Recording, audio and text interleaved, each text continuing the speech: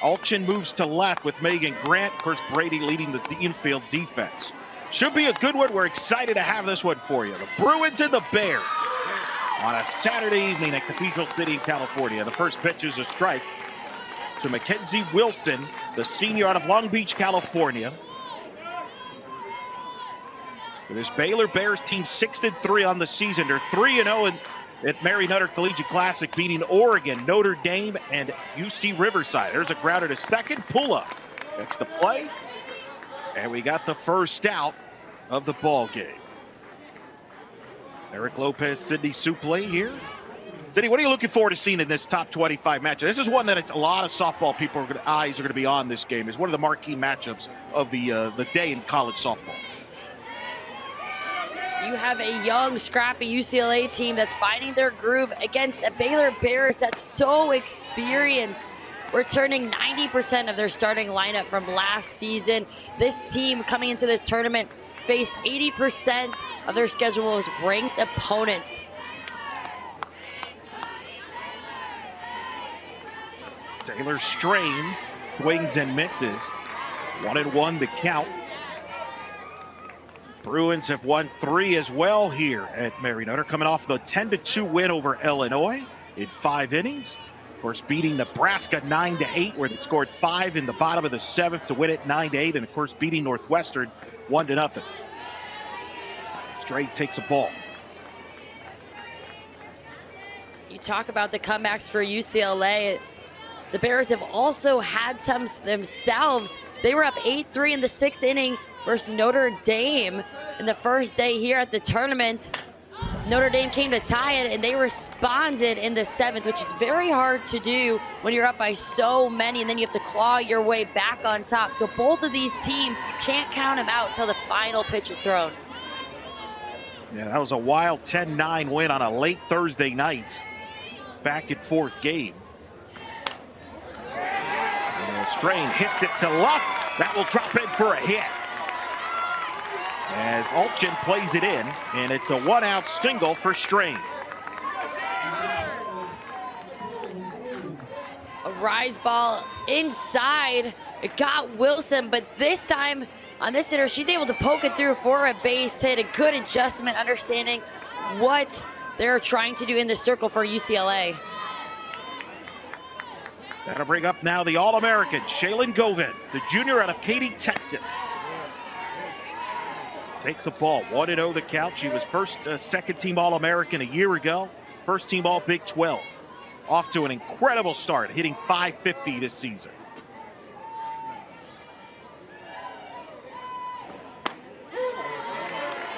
One-0 is there for a strike, 1-1 the count. You talk about her incredible start. I talked to Coach Glenn Moore before this tournament, and he was talking about how Govin wasn't satisfied with her average. She wants to square up and hit the long ball, which she finally did for the first time earlier in the tournament. Strike, and it's 1-2 the count.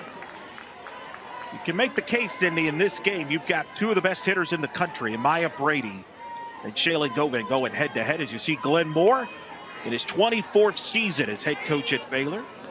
Over 1,023 wins in his career, 884 at Baylor. But Govin goes down on strikes looking. Good start there by Taylor Tinsley.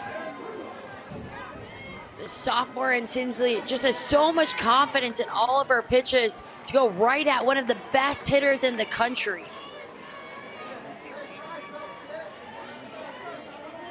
So 1-on, 2-out is Vivoda. So there, 0-1 the count to the junior out of Colorado, Shannon Vivoda, 286 on the season.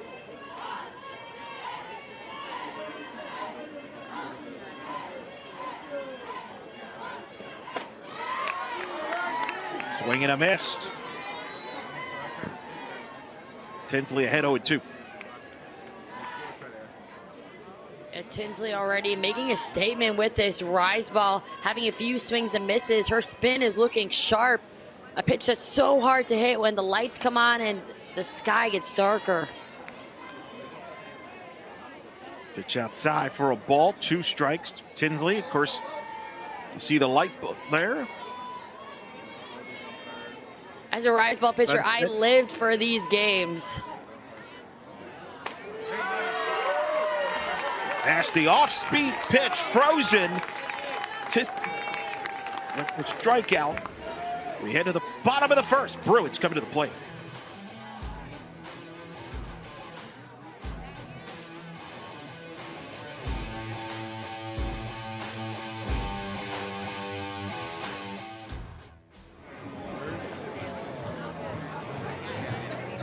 UCLA will come to the plate. We're in this top 25 matchup as we are getting into the evening here on this Saturday at the Cathedral Seating here at the Mary Nutter Collegiate Classic. Here's the Bruins lineup. Maya Brady, who hit the 3-run homer to run rule Illinois earlier today, will lead it off, followed by Alchin. And of course, Woolery homered in that game, her first homer of the year. Megan Grant, Palacios, Tessa Malululu, Paula Pacini, Madison Pacini getting the start in the DP spot, and Mioño hitting in the 9 spot. Facing Riley Crandall, Sydney, getting the ball for the Bears. She's 3-0 in the season. Crandall, a true sophomore, but had big wins as a freshman. She upset Texas and had over 20 wins. When I talked to Coach Moore, he said she felt like she was on a roller coaster of confidence coming into this season. She is so sure of herself and her ability. She wants the ball in these games. He falls behind 2-0 to Brady. Randall was an all Big 12 freshman team performer a year ago. Carried a lot of the load in the second half of the year with injuries to Aaliyah Binford and Dariana Orm. As Brady hits a fly ball to left, but playable. As the catch is made for the first out, as Haught makes the catch to retire Brady. One gone here at the bottom of the first. I'll bring up Alchin to the plate. Out. With how well Brady's swinging right now, she was just spun out of that drop ball inside, causing the pop-up. Brady coming off of an electric game earlier today. Alchin moving up to the 2 spot here, Sydney, after hitting 3rd most of the week. Moving up to that 2 spot behind Brady. A little tweak in the lineup for the Bruins.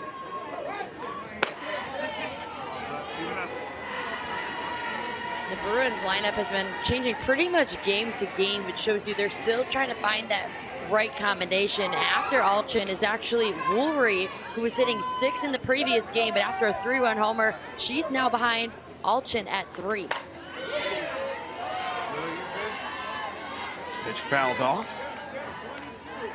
As we look at the Baylor Bears defense, Pylon and Grant up the middle defensively. And of course, Wilson at center field has great range. Cayasos behind the plate. Govan, the All-American at first base. Veteran defense. That's low. Kind of a contrast, Sydney, here. Baylor with a lot of returners, high expectations coming off a 40-win season. Their first since 2017. Experience in the circle, but UCLA is the younger team of the two. Nasty pitch there by Crandall to get the strikeout look in. Alchin goes down on strikes. That was a knee buckler by Crandall. Froze Alchin after working her hard and out. And you talk about inexperienced to a very experienced team, but the game doesn't know, and that's what's so much fun in playing it. You never know who's supposed to win the game. Jordan Woolery hit a big first home run. Her first home run in 54 at-bats against Illinois in the 10-2 victory. But what a contrast. Baylor returns all their pitching from last year, while UCLA lost about 88% of their pitching productive from last year. That's why you saw head coach Perez move herself to that pitching, catching coach role, because she knew that was the area of this team that needed the most attention. She's already developed Tinsley and other important arms on this staff that keep getting better and better. 1-1 is up high, 2-1. Kelly Anue Perez, the head coach, more on the pitching side this year. Lisa Fernandez, who had been handling the pitching staff, now running the offense for UCLA. As they tweaked their coaching staff, they added a pitching coach that they like a lot as part of that third extra full-time assistant that was added in softball this year. And Coach Perez really likes the moves they've done on the staff, Sydney. They have, and adding that extra paid assistant coach is huge for UCLA and every program in the country. To be able to fund another experienced coach, it really elevates a team and allows a head coach to focus specifically on one area when you know you have 3 other coaches checking the box on hitting, infield, and outfield. Yeah, Lisa Fernandez running this offense for the Bruins. The 3-2 count to Woolery. It's Crandall. It's outside, and Woolery draws a 2-out walk. There's Lisa Fernandez right there, first base. One of the GOATs in softball. Olympian, gold medalist, you name it. She's done it all in softball.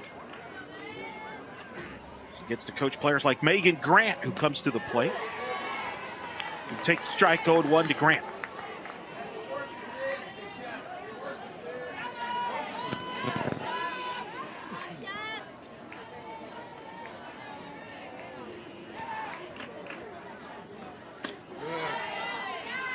Crane delivers up high for a ball. And Grant on the pitch. There's before. Lisa Fernandez. You could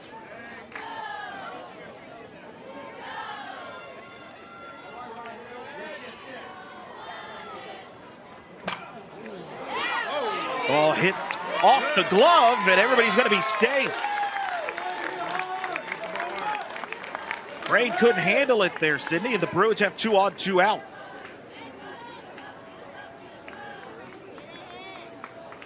You can see it gets away from Cran on the ground. Ball, she still had enough time to stick with it, but couldn't get there. The ball rolled away from her. Woolery safe at second.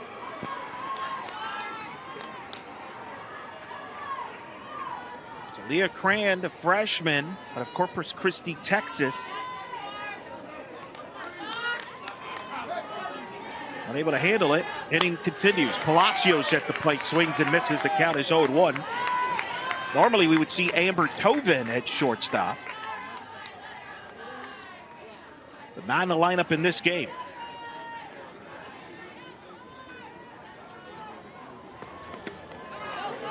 The 0-1. That's a pitch that gets away, and that's going to allow the Bruin base runners to advance. And just like that, the Bruins now with the runners in scoring position here in the first. Ball, drop ball that just gets away from Colazos. And you have a walk that started with the runner on first, and now she's all the way at third base.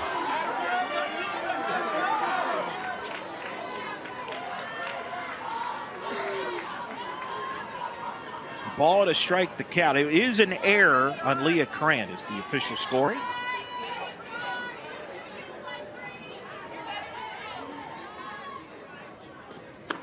The 1-1 to Palacios. Away. Ball 2-1. Crandall, so far her MO has been pitching away for these UCLA hitters, trying to eliminate their power.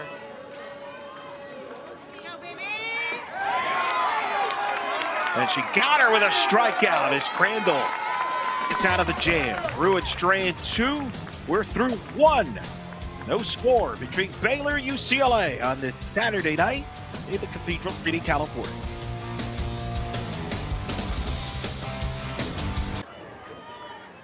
Yeah, Glenn told me this is one of his favorite teams in all the years he's been there at Baylor. Loves this group, how they've grown. Coming off that 40-win season last year, was in the mix to host, ended up going to the Salt Lake Regional, perhaps with some health and good luck they could have hosted. But high expectations this year, but this team, he's built it from an NIC appearance to a regional final last year. They're looking for more this year. Trying to get back to the World Series, where Baylor has not been since 2017. Glenn Moore's been to 4 World Series with Baylor. Emily Hott leading it off here for the Bears in the second inning.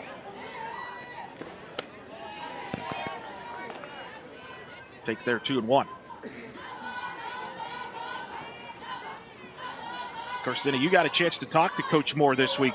You can sense the enthusiasm when he talks about this group. He loves this group. A bunt, and it'll be safe as Emily Hott gets on. Tinsley The fielded. big reason why he loves them is because of their passion. You can see it in Hott. Such a smart move to lay down the bunt as the defense is way back for UCLA. Perfectly placed. And she turns around and she is fired up.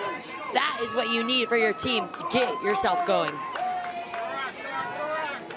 It's a great point you made there, Cindy. UCLA playing way back, not playing for the bunt there.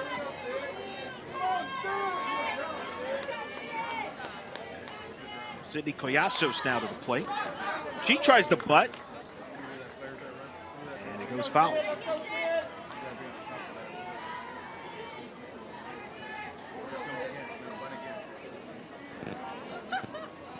A big reason why they were back is Hott is their 4-hitter, or excuse me, their 5-hitter, but still you're in that heart of the lineup that you're used to just slugging the ball, but it shows the importance in the small ball as well for this Baylor offense.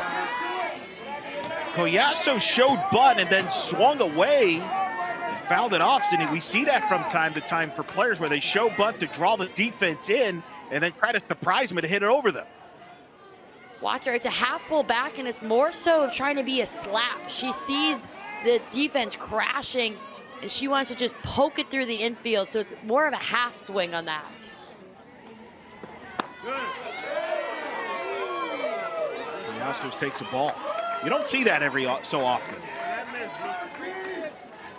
You don't. It's something that it's very old school. When I think back to my high school days, it was very popular. But within these last few years, it's kind of gotten away from the game with how athletic these infielders have become. There's a swing and a miss and a strikeout as Tinsley gets Collasos for the first out. Tinsley so strong in those outside pitches so far. You can just see the ball break.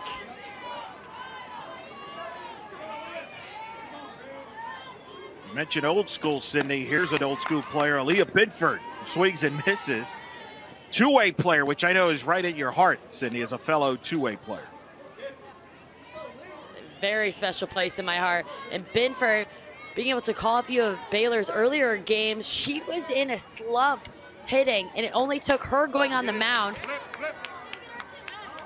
Hits a nubbler to second. Pula will go to second and get the force out. As Hott is out at second, and Binford will reach on the fielder's choice. Right there, Binford just gets jammed on a very inside pitch. Not much he can do with that one. But being a hitting pitcher, you'll see Binford, when she finds success in one areas of the game, it usually leads to confidence in the other side as well. The appeal to first, no swing. Leah Cran is at the plate. She's going to come over and talk to Glenn Moore.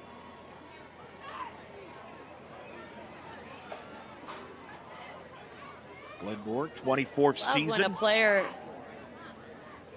is just confident enough to call a timeout and talk to the coach, that's when you know there's such a relationship built between the player and the coach, or the coach is, whenever you need to, I am here for you.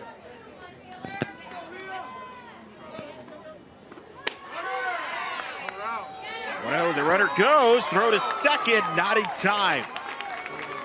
And a stolen base by Binford, who shows not only can I pitch, not only can I hit, but I can run a little bit too.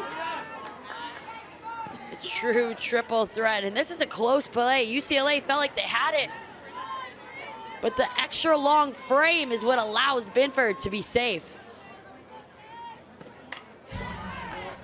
1-1's foul back. I don't remember you, Sydney. That was like you, right? Stealing a lot of bases throughout your career there? Those more so happened on a pass ball, but you know, I do pride myself on being able to run the bases when I was hitting.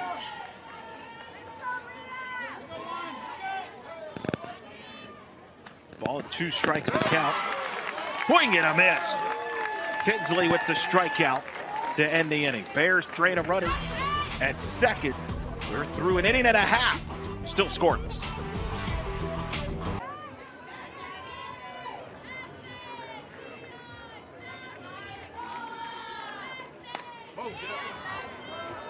Another quick swing on the first pitch. Out number 2 for Pola. And if you're a pitcher, you have to love that. 2 pitches, 2 outs. And whatever you do, if you're Bassini coming up to bat, you have to take a pitch. The last thing you want is a 3-pitch, 3-out inning.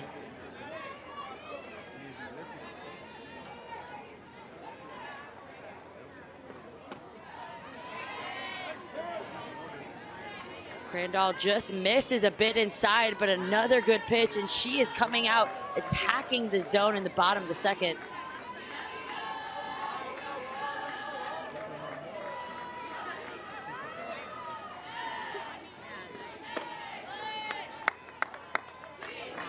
Bassini, she's new to the lineup, and for today on UCLA's second game, and she's still looking to find her groove. 1 RBI so far on the season.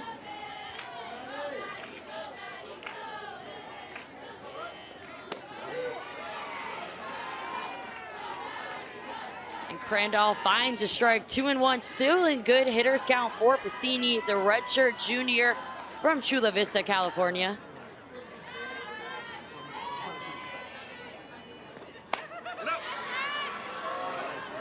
And an outside pitch will be the 3rd out. Quick work for Baylor's as they will head to the top of the 3rd and try to get on the board. Field.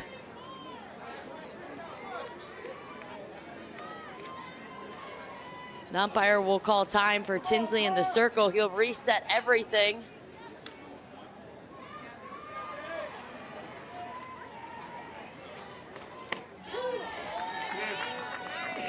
So far, Taylor Tinsley, she's now in her 11th innings pitch in this tournament and hasn't given up a single run.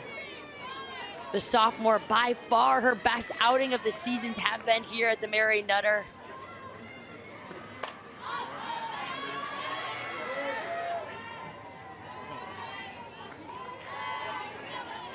Oh, and 2 the count. Thank you, Sydney. You're doing everything. I told you. I was just going to really ride your coattails. You know, I can be a one-woman show when you need me to be. Pylon at the plate, down in the count 0-2. Slow grounder to first, though, underhand there. Pula was covering at first as Woolery makes the play, and Pylon is retired for the out. And right now for Baylor, it's the pitches they are choosing to swing on. That one off the plate by an entire ball. She can do nothing but roll it over. Woolery staying down to get the out. Now we go back to the top of the order. Wilson to hit here for Baylor. Both pitchers in a good rhythm here early on, Sydney, here for both sides. They are, and the reason why is they're painting the corners and they're working all of their tools in the toolbox. And that ball is hit all the way to the gap. Wilson will have a stand-up double with 1 out here for the Bears. Wilson is the one you want on the bases. She can do it all. That time she sends it into deep left field. And sometimes she'll slap, which is why you see the outfield was pulled so far in, but that one shooting over the heads of Alchin.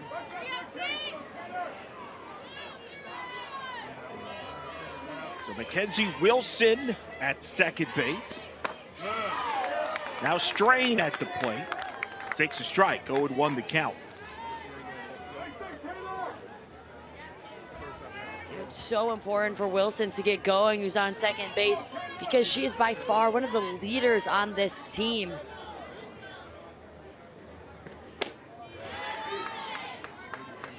Strain takes a ball.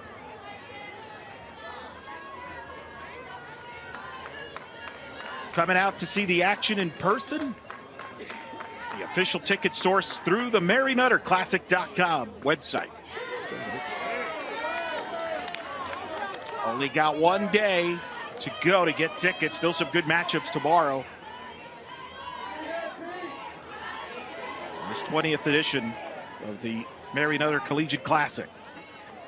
A good one right here, right now. If that's fouled away by Strain. And it's important to note that in the circle, he's not pitched many this game. I don't think of any with Baylor's in scoring position. So anytime that happens, you tend to squeeze the ball a little bit more as a pitcher. Strain went around. They're going to throw to third. As Wilson took off to third base.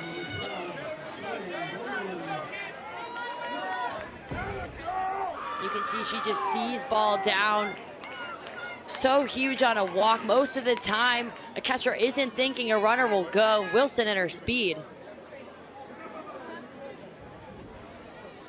Well, and there was a case there too, Sydney, where Strain strikes out, but they didn't complete the strikeout by throwing to first. And I think that's why Kelly Anue Perez is coming out to get the defense kind of on the same page there. It's definitely a tough situation, especially when you make the right pitch and you think you're going to have a sure out, but then you end up giving up first base and third base, and you have no out to show for it. So it'll be first and third, a double, and then the strikeout. Don't see that often, and you got Govan coming to the plate.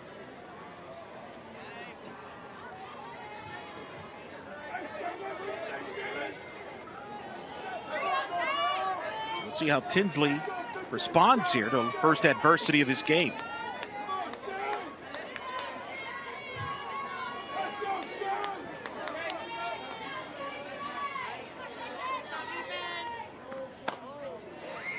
First pitch outside for a ball. And how careful, Sydney, would you be right now if you're Tinsley with Govan, the best hitter on this team? You don't have a open base, but you kind of do in a way if you know if you're a pitcher first and third. Definitely want to be smart in how you're pitching Govan, and you can see already UCLA trying to paint the outside corner, not giving her anything to pull. But with only having one out, you need to pitch to her. You don't want to put another person on base without having two outs. So you have to take your chances. And so far, Tinsley has thrown effective pitches, and to trust that. There's a swing and a miss. Shaylin now, the count is 2-1.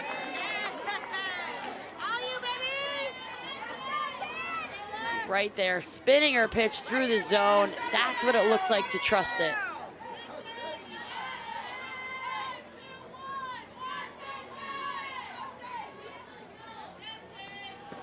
2-1 pitch.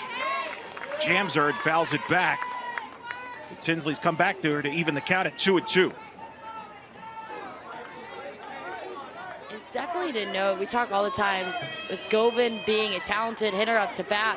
She's still hitting .550, so you're still failing almost 5 of those times. So as a pitcher, you should be confident.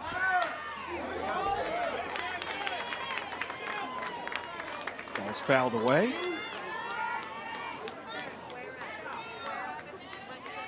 First threat of this ball game coming here at the top of the third. A double and then a strikeout. Where Strain reached on the strikeout. Govan here at the plate. 2 on, 1 out. Scoreless ball game. And it's high and it's full. Runners go, they throw. And Strain gets the steal, barely gets in there. Brady is shaking her head on that one. The throw down looks like Brady had her on the arms before she touches second.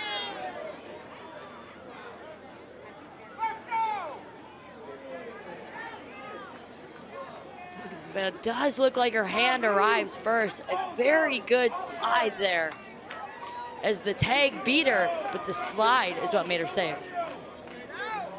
Kelly Anue Perez coming out, making sure the umpires all saw the same thing. I think asking for help Look at just, it's so hard to stop yourself mid-slide to be able to get one hand around the tag.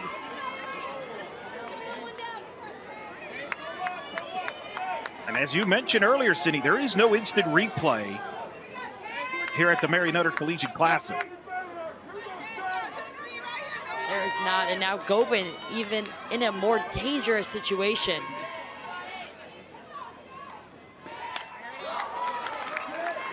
Swings and fouls that off.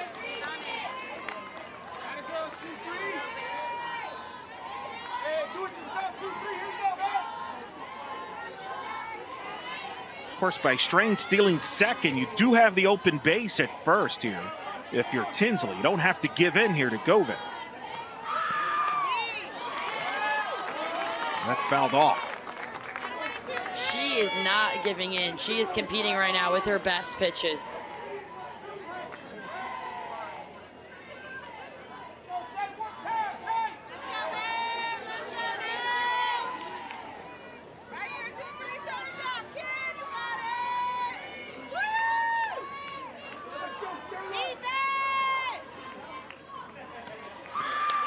Two pitch, it gets fouled off.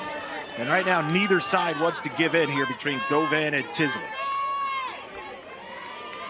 Yeah, Govan, you can tell on those foul balls, she's getting more and more on time, starting to piece together some of those pitches she was swinging and missing at earlier, making the adjustments.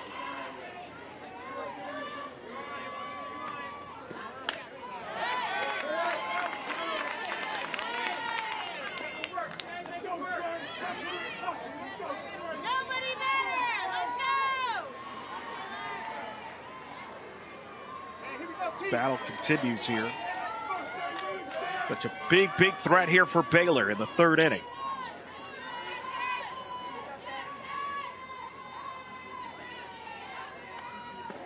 And that's high, ball four. And the bases are now loaded with one out. Right there, such maturity at the plate shines through. You foul off a rise ball, you foul off a changeup, and then you remain disciplined in holding on a rise ball that moves well and out of the zone. Vivoda now at the plate. She takes the strike.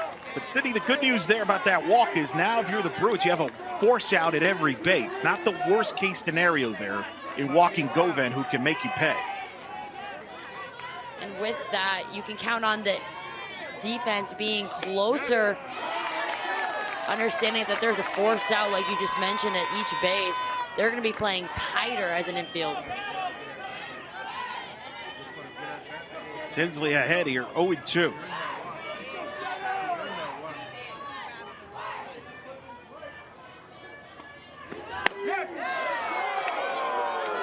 Gets called ball one. Try to see if Vivoda would chase that one outside, but good moving pitch. Just misses by half a ball.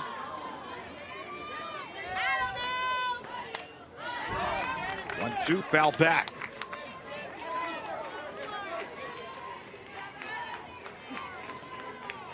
This Baylor team is starting to make Tinsley work. She's probably thrown as many pitches this innings as she did in the other two combined.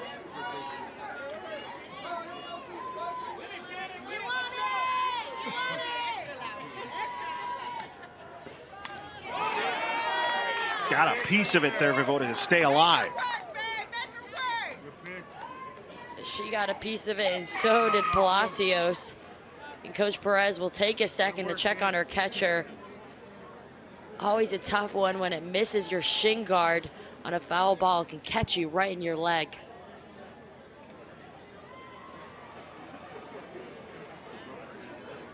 It's the reason why those catchers wear all that equipment. With so much equipment, it's still amazing how often it seems to find the parts that aren't covered.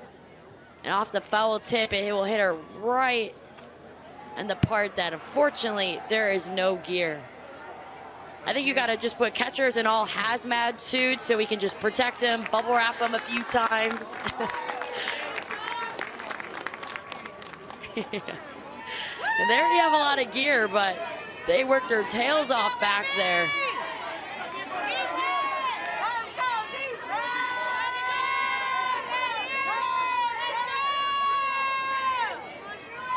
She stays in.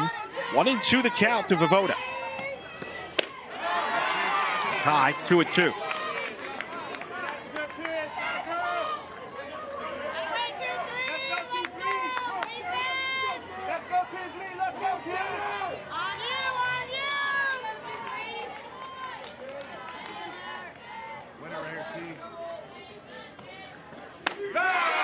Tutu got her. A big strikeout for Tinsley as she gets Vivoda for the second out here in the third inning. The poise and focus you are seeing by Tinsley in these long at-bats to be able to finish with a strong pitch.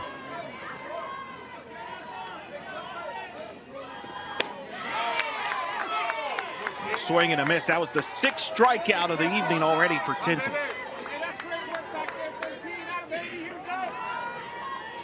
She faces Emily Hott with that bunt single back in the first at-bat.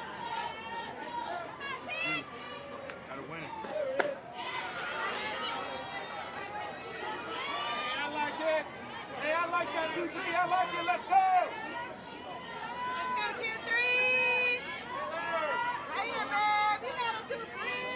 2-3. 1-1 the count. Bases loaded. 2 outs here in the third.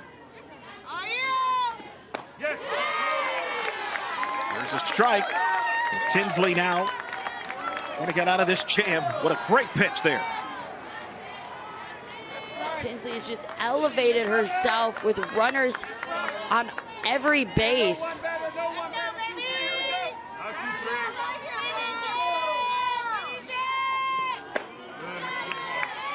Goes upstairs there. It's 2-2.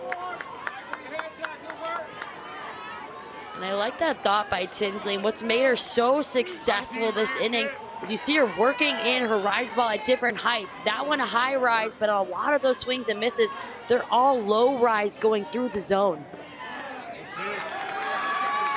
There's one down there, and it's full.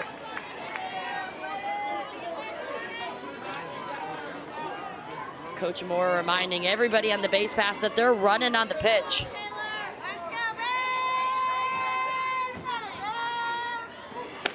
The 3-2, got her!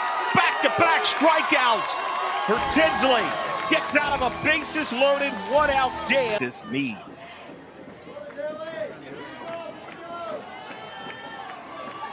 Crandall back to work. Here at the bottom of the third, facing Miono. But Cindy Supley, the big story is Taylor Tinsley getting out of that bases-loaded, one-out jam. Keep this scoreless. You read my mind, Eric. I was just going to say, if you're UCLA, that had to have fired you up. Tinsley coming off the mound big time, and she is fist pumping. And you want to score runs for a pitcher like that.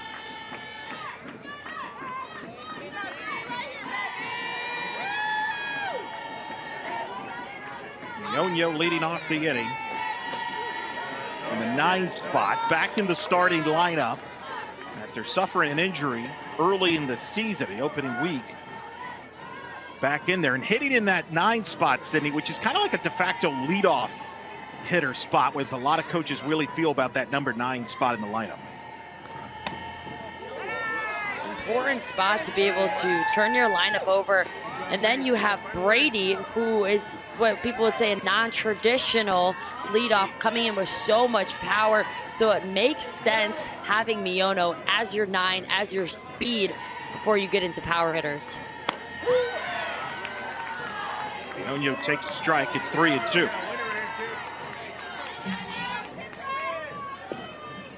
And Brady right there, she's just having a phenomenal Mary Nutter, not only at the plate, but leading this team. And Miono draws a leadoff walk here in the home half of the third. She gets on. She does her job with Maya Brady coming up.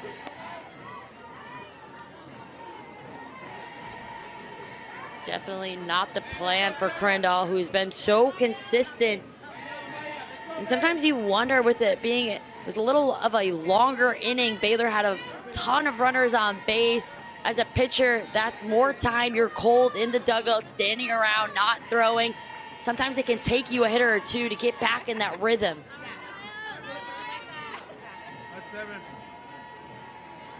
Maya Brady now at the plate. Takes a strike, 0-1 the count.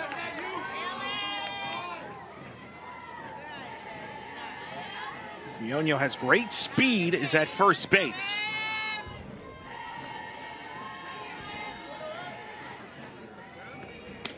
Randall delivers up high for a ball.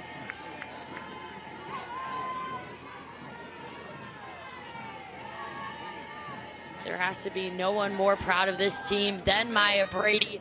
She has been the voice when things weren't going well in week 1 and week 2, saying it's gonna come. Brady hits a fly ball to center, but playable. As the catch by Wilson is made, and a big out as Brady is retired for the first out here in the home half of the third. Brady doesn't get out much, but when she does, it's when most of that weight is on that front leg, so there's not enough power. She hits it high, but not far enough, and it's her second flyout of the game.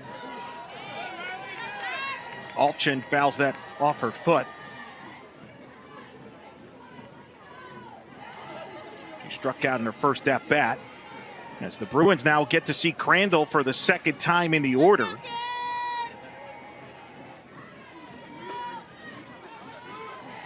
That's high for a ball. Crandall's rise ball starting to get away from her, which has been an effective pitch against hitters like Alchin. She want to refine that level.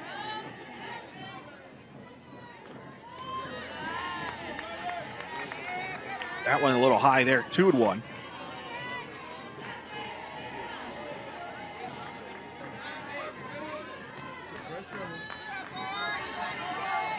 Mioño at first base. Alchin at the plate. And that's a little comeback to second. They throw to second for one. They'll throw to first, not in time, but they get the lead runner, Mioño, out at second. And there's now 1 on, 2 outs here in the inning. On the rollover, Mioño tries to have fancy footwork to work around it. She gets around the play, but not in time at second. It's a good turn by Pylon, the second baseman. There's a strike to Woolery.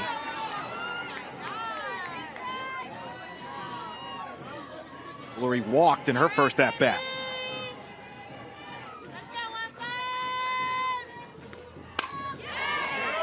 And Woolery, it's a base hit to center. Wilson will throw it in. It's a 2-out single for Woolery, and the Bruins now have 2 on, 2 outs here in the third. This off-speed did not fool Woolery. All of her weight still in the back leg, able to drive that changeup. So patient in the box. So Woolery gives the Bruins their first hit of the night. Comes with 2 outs here at the bottom of the third. And it sets it up for Megan Grant, who will hit here with 2 on, 2 out. Grant swings away and fouls it back, 0-1 the count.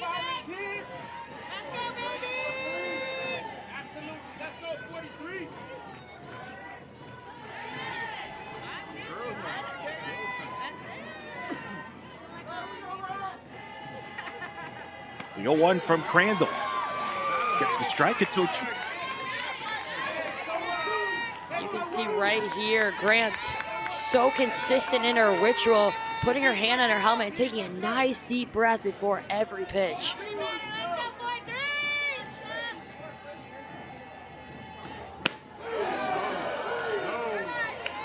That one away, ball 1. I love That ritual hitters from who Grant are you're talking about, Sydney. Yes, when you're so locked in on your routine, it helps you simplifies the game.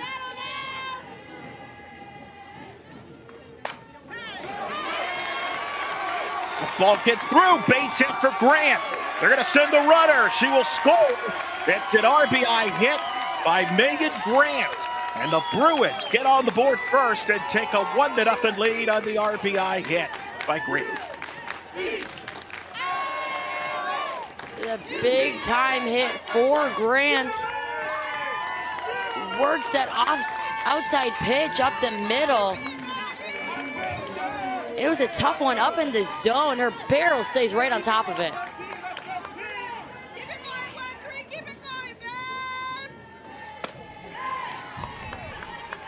Swing and a miss by Palacios as you saw Olchin scoring from second on that hit by Green. And it's a 1-0 lead in favor of the Bruins. Randall delivers outside for a ball.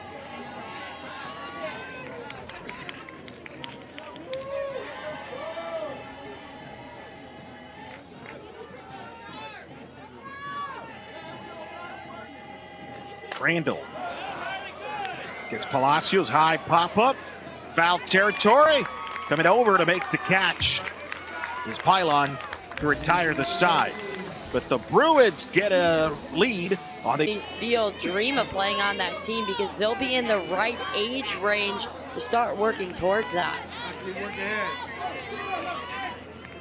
It's a great point as they're the top of the fourth. Many dream to play in the Olympics. Many dream to play right here at the Cathedral City.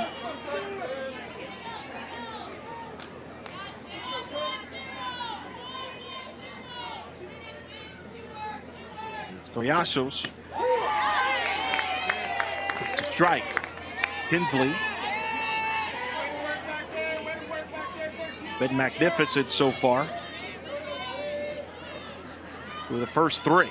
There's Collasos at the plate.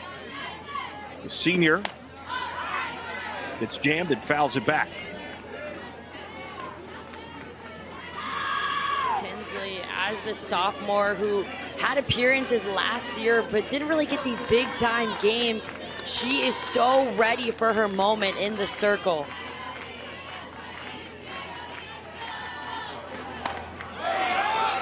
Collasos drills one into right. That's going to drop in for a hit.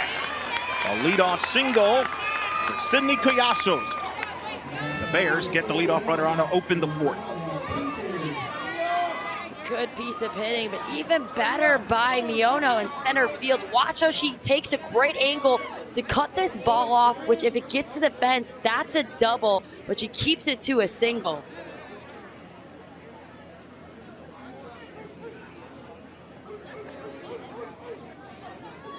Glenn Moore's coming out. We'll see if they make a move. Binford is the scheduled hitter with Collasos at first. And actually, they're going to go to pinch runner.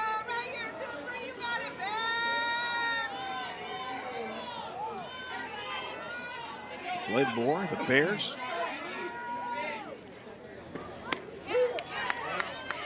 There's a strike. So Binford hitting here with a runner at first. And Tinsley worked Binford hard inside her first at bat. Got her jammed.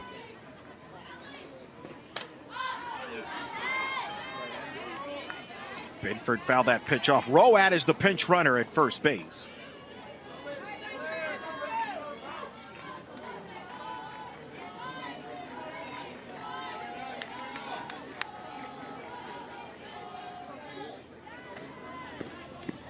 Two. Got her. Another strikeout for Tinsley. They don't have to throw to first because of the runner at first. That's a great job by Worry at first base. Understanding this rule on a strikeout like this, the catcher, she pops to make the throw, and Worry gets so big at first base, telling her she does not have to throw it.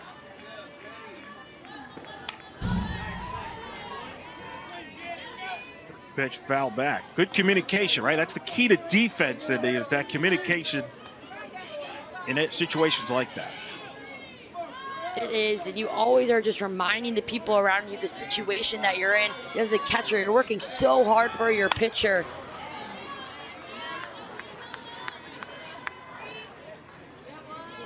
Pitch was fouled there. And the count is 0-2. Rowan was going there. That's something that coaches always talk about and always worry about early in the season is, does my team, are they on the same page from a communication standpoint? They want to be vocal because sometimes teams may not be as vocal early in a season, and that's where you see a lot of mistakes made. That's line and a base hit to left. And the Bears will have 2 on and 1 out here. They mount a threat here in the 4th. Turns on an inside pitch.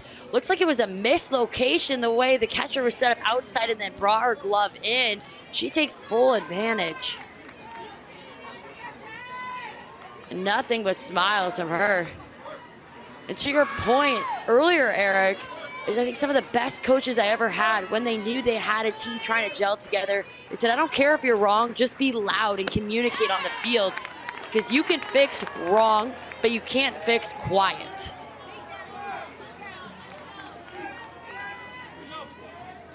Well said on that. Presley Pylon at the plate.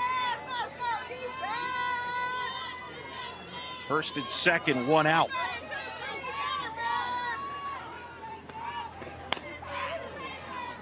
It's a lap foul.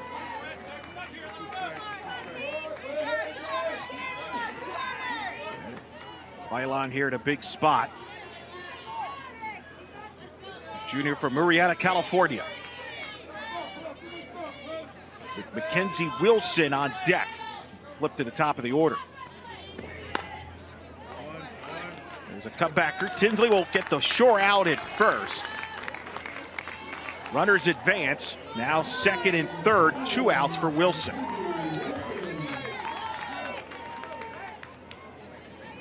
As a slapper, kind of the rule of thumb is you want to hit it to anyone but the pitcher. But with such a nice rise ball inside, not much Pylon could do.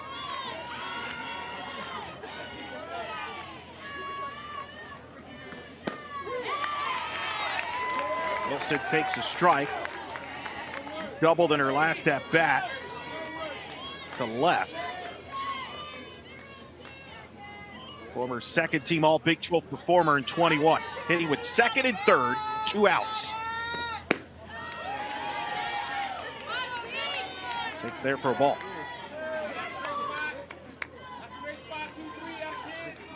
Wilson knows exactly the pitch that she wants. Nothing she could have done with a drop out there.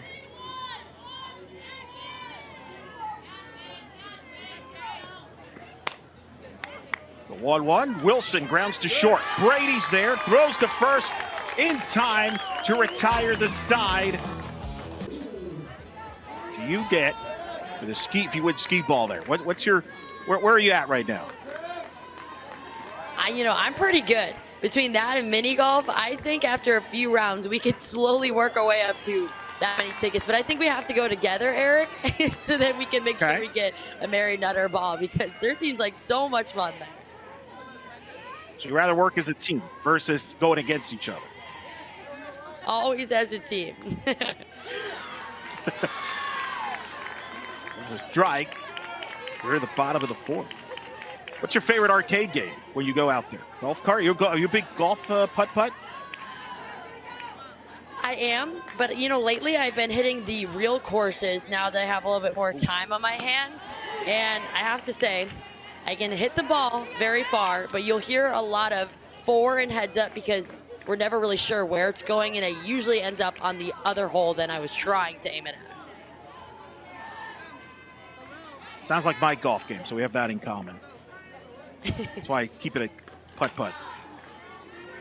There's a foul pitch, 1-2 the count to Mililalu, who lead off here for the Bruins, bottom of the 4th.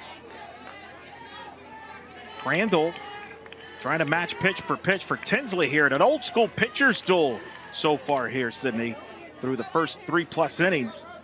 As Crandall on the 1-2 goes outside for a ball.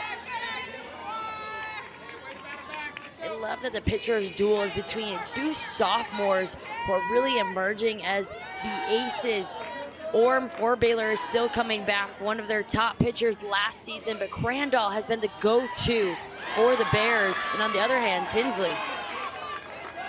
Ryan Crandall gets the strikeout there to start the 4th inning. 3rd strikeout of the night for Crandall.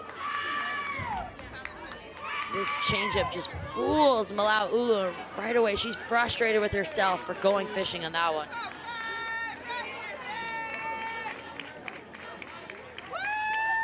So now Pola to the plate. Takes ball 1. First Crandall, part of this deep Baylor staff. Ranked in the top 25.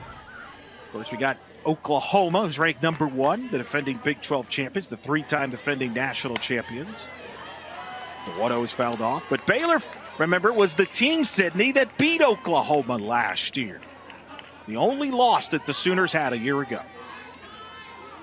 Talking to Coach Moore, that only showed this team that they can beat the best of the best. And I think that's really empowered their team throughout the end of last season and this year as well. They don't care the ranking or what's across your chest. They only focus on themselves. 1 ball, 1 strike to count.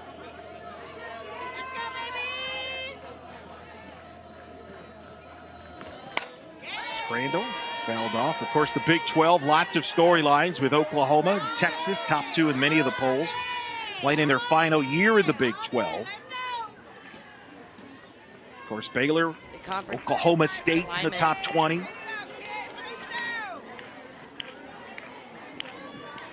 As you see the USA softball polls, OU, Texas, 1-2. They got Georgia, Washington, of course, Tennessee, who's playing as we speak. And Duke, LSU, Oklahoma State right there in the top 10. The loaded Big 12 this year. And even for you, Eric, you're now calling UCF, who they're also entering a conference change this season. Yeah, UCF, a new member alongside BYU and Houston, both BYU and UCF here at this tournament. UCF playing Tennessee.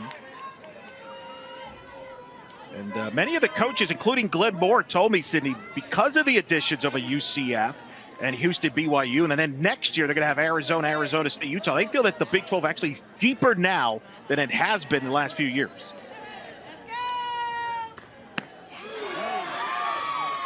Did she go around? Yes, she did. That's a strikeout. As Crandall gets back-to-back strikeouts here to start the 4th.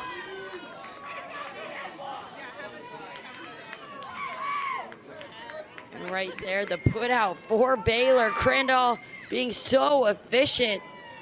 We talk about loading up these conferences. Winning a conference title is going to become like winning a national championship pretty soon. It's going to come far from few as your probabilities go down and down.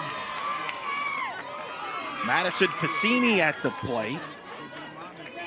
The DP takes is a redshirt junior from Chula Vista, California. Of course, this is UCLA's last year in the Pac-12. They will be a member of the Big 10 starting next year, alongside Washington and Oregon, Sydney. So I'm not sure if they're accustomed to that, if you've gotten used to that, but that's going to be the case here in about a year. That'll be a true test when they're heading out to the Midwest in end of March, early April, and it's 30 degrees, dew on the field, clearing off the snow. But also on the other side too, you're gonna have Midwest teams who are now taking a 5-6 hour flight on a Thursday, which they do right now for these pre-conference tournaments, but to be doing it consistently in conference, it's gonna be a real challenge and obstacles for all these teams to navigate as the new norm. Check swing there to count is 1-2. Yeah, travels both ways. Talking to Kelly Inouye Perez, they kind of feel, though, they feel good about it. They feel they're going to be less trips in the non-conference. They'll try to play some of their former Pac-12 teams in the non-conference and make up the traveling that way. 1-2 is low the dirt. 2-2. The one thing we do know, Sydney, is by adding UCLA, Oregon, Washington, that is going to put the Big Ten at a different level from a conference standpoint. And add to the fact you're going to have Jordy Ball hopefully returning from her injury next year. 2025 is going to be a fascinating year in the Big Ten. That is a huge addition for the Big Ten because right now these Big Ten teams, they try to maximize these pre-conference tournaments because sometimes it's their most opportunities to face ranked opponents, and now they can have that every weekend in Big Ten play.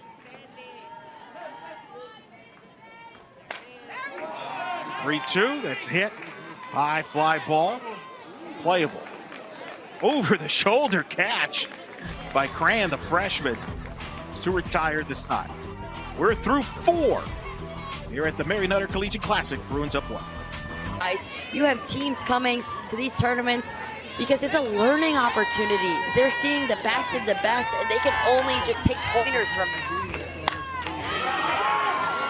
First pitch swinging, that's hit to left center. That's going to drop in. One hop off the fence. And a leadoff double for the Bears here to start the 5th inning.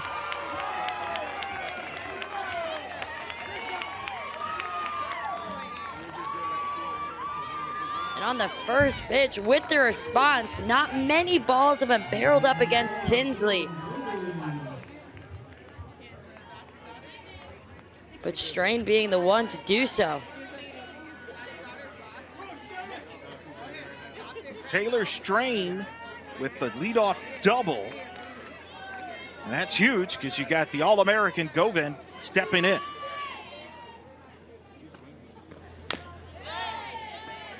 First pitch fouled off.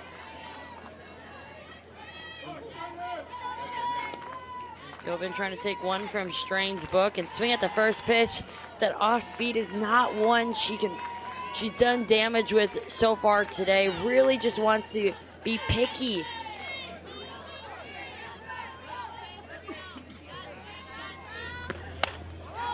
One. Govan hits it up the middle and through. Strain's waited to make sure the ball cleared. She goes to third as the throw's cut off. A single for Shaylin Govan, and the Bears are cooking here. First and third, nobody out.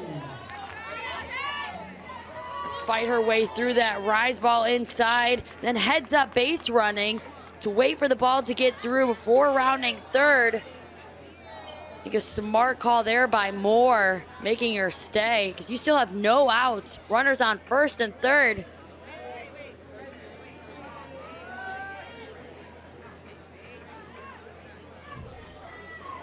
Bruins huddle here. Tinsley's over 80 pitches here tonight. Reminder, this is the Bruins' second game of the day. They beat Illinois in 5 innings.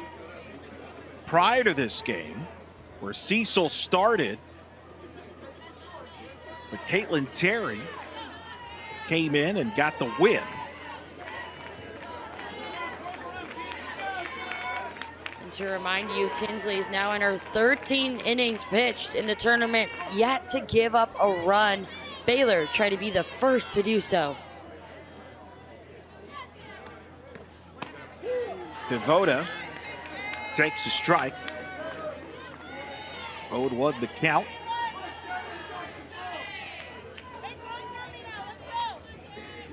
Tinsley with 8 strikeouts in this game, 1 away from her career high of 9, which she set against Northwestern in the Friday night victory. Gets ahead of Devoda, 0-2.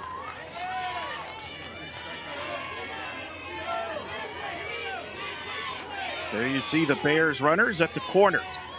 Strain at third, Govan at first.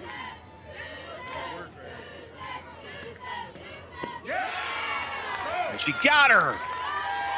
Strikeout number 9 for Tinsley, matching her career high. 1 gone. And 0-2, look at that dig there by Palacios. And big-time players step up at big-time moments. Exactly what Tinsley is doing for her team.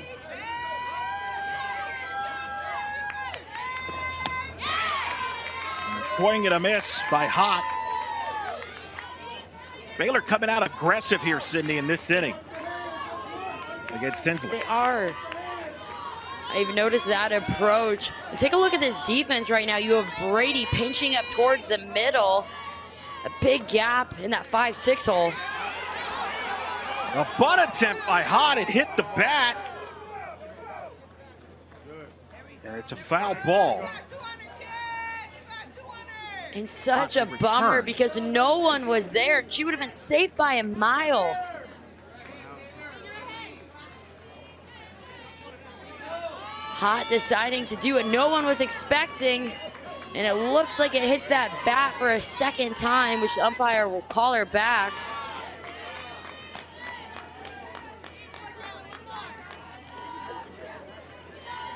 Yeah, she was trying to bunt for a hit there. I don't think that was a safety squeeze. Runner was holding there.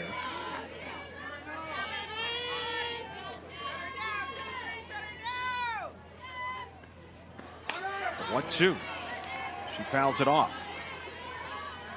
And that was a decision. Back to that defensive alignment, Sydney. They're playing to cut this run off here late in this game, UCLA is. They are. When you're in the 5th, you know that you do not want to let this ball game be tied.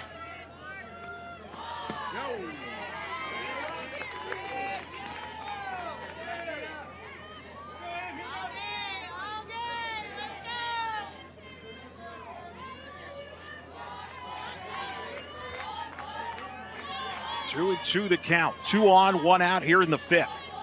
A 1-0 lead for UCLA, but Baylor threatening.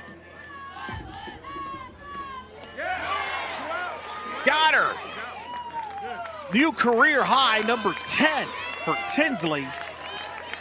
2 gone here in the 5th. And that does not happen without Palacios behind the plate doing everything she needs to do, keeping that ball in front. Watch her, she'll fake the throw, trying to draw the runner off on 3rd. But Tinsley with another big time out.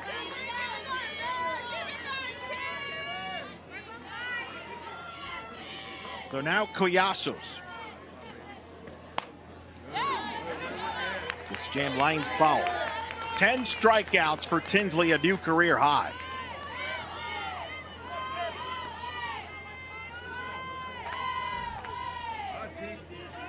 She got out of a bases-loaded jam earlier in this game, about an inning or 2 ago. And now trying to get out of his 1st and 3rd jam with nobody out. Got back-to-back strikeouts. And there's a strike away from perhaps striking out the side. And it reminds me to what Coach Perez was saying earlier this week, that pressure is a privilege. And she keeps reminding her Bruins that, and that is something that Tinsley has taken to heart these last 2 innings.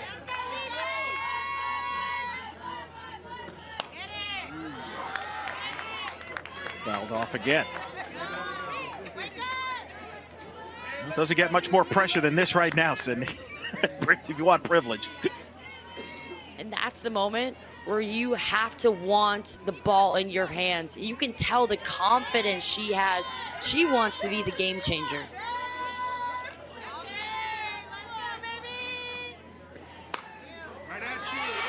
Reaching for it is Collasos, but lines it. And that ends the threat. As Bilalalu makes the catch. What a chop by 1-0 lead for the Bruins. Eric Lopez alongside Cindy Supley. This is your kind of game. We were talking off air. This is what you love as a pitcher. Just a pitching matchup between Crandall and Tinsley. I live for games like this, especially when pitchers are able to go the distance. They're constantly recreating their craft every time they're seeing the lineup turn over. And these 2 teams came into this game very hot offensively. Miono grounds it to short. Cran throws to first just in time to get Miono. That is Miono's 2nd very close play. You can tell she one hopper. Shortstop charges the ball nicely. And that's a bang play. I think could have went either way. That's a big call because Maya Brady now will hit with nobody on and 1 out instead of somebody on.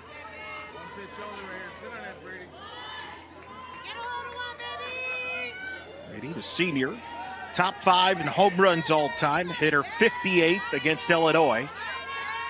A 3-run homer to walk it off as the Bruins run-ruled the Fighting Illini 10-2. And of course, Cindy, you mentioned earlier her leadership skills. That must come in the family. Everybody knows who her uncle is, 7-time Super Bowl champion Tom Brady. But her mom, Maureen Brady, an All-American at Fresno State, led Fresno to a couple of national championship appearances as a pitcher in 89 and 90. So that family knows all about winning and leadership. I love that you brought up the mom. I think so often everyone goes to Tom Brady, which how could you not? He's one of the greatest athletes to ever play. But her mom has been so impactful for her throughout her softball career. Brady gets through for a base hit. A one-out single for Maya Brady, the reigning Pac-12 batting champion. Gets on with one out in the fifth. And drives that drop ball outside, up the middle. A tough pitch, but stays through it for the base hit.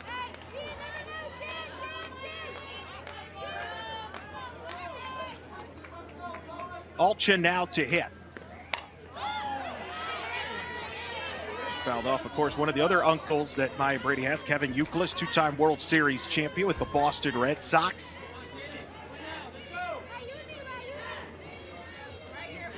It's a good family there. Nancy, the sister of Maureen, played at Cal. She's married, of course, was married to Youkilis. Well married. Here's a little pitch low, but it's, of course, Maya Brady's had to handle all those expectations with Tom Brady, who's now retired, is going to go into commentating, Sydney. He might be watching this game. You want to give Tom Brady some advice on commentating? Do I want to give Tom Brady some advice? Now that's the question. You know, I think he just needs to be himself, and people are going to tune in because they just want to hear him talk. But this family is so supportive of one another. Tom Brady's parents, Maya Brady's grandparents, are at almost every single game. I swear, every tournament playing UCLA, they were always in the stands. So it's a family that shows up for one another. Alchin fouls it back, 1-2. And Alchin, she's transferred from Washington. She has experience playing at the highest level. She was with the Huskies in the Women's College World Series last season, a key player for them, now bringing her experience over to the Bruins. And she delivers a base hit to right. Brady will hold. It's a single for Alchin. And the Bruins have 2 on, 1 out.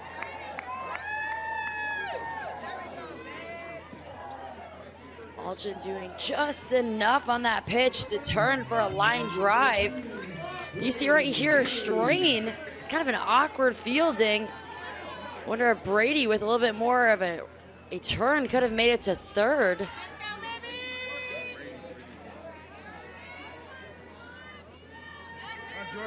Woolery now at the plate. Takes low for a ball. Woolery walked in the first, singled into third. And last game, she had a 3-run home run, so she is still the player you want up to bat in these situations.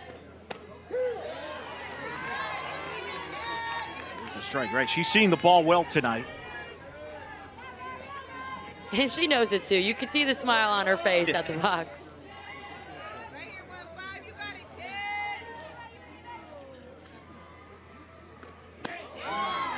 1-1 pitch, swing and a miss.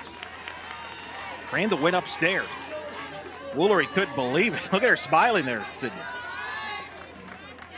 Sometimes when you're a pitcher and you see that, the way she went and chased that, was able to laugh it off, that's almost a quiet confidence.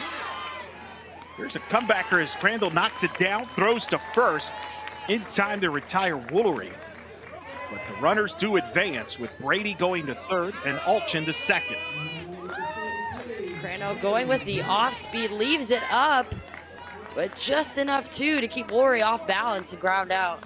And sometimes those off speed pitches that are up in the zone are so confusing as a hitter because you don't expect them to be. You're not used to practicing with them there.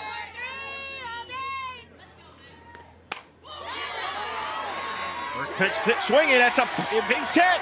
Fair ball down the line. That's going to get 2 runs in as the Bruins take a 3-0 lead on a clutch 2 RBI hit by Megan Grant.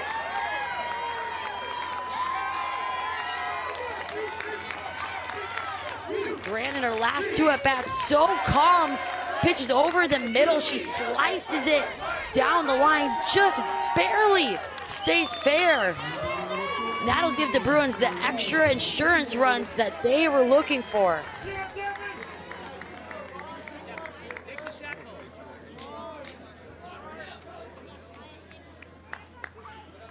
Big clutch hit for Grant. Swinging on the first pitch there, Sydney. Aggressive against Crandall, and it paid off for her.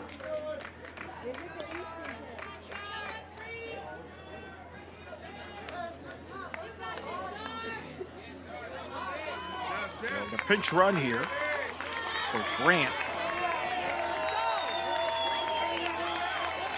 You can hear the excitement here right now. A 3-0 lead is Grant with the clutch hit. Palacios at the plate.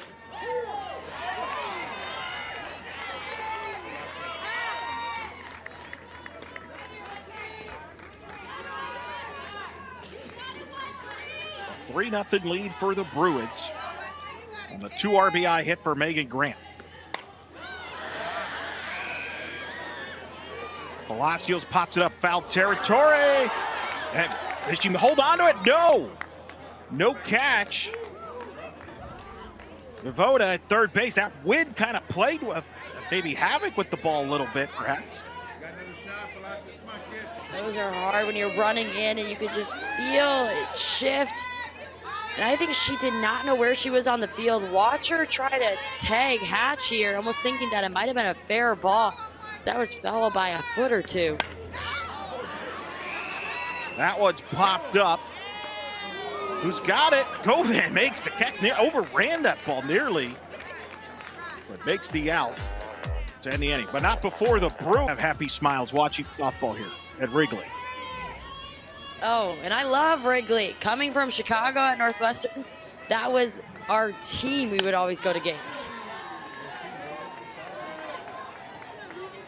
Actually, a little fun fact is Kate Drohan for Northwestern has thrown out the first pitch at Wrigley Field multiple times. Every time she plays on that field, she feels very at home.